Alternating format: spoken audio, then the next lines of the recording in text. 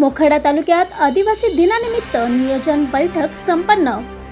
जागतिक आदिवासी दिनाच्या निमित्ताने आढावा बैठकीचे आयोजन मोखाडा पंचायत समितीच्या राघोजी भांगरे सभागृहात पार पडली।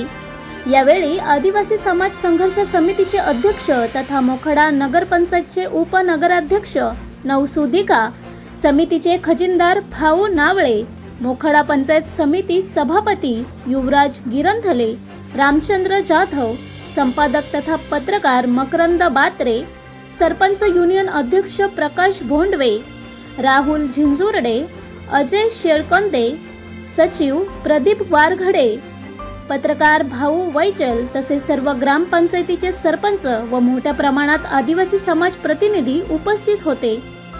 या प्रसंगी भव्य आदिवासी शोभायात्रा व आदिवासी संस्कृतीचे दर्शन व प्रबोधनात्मक कार्यक्रमाचे नियोजन करण्यासाठी सर्वांनी प्रयत्न करण्याचे ठरले।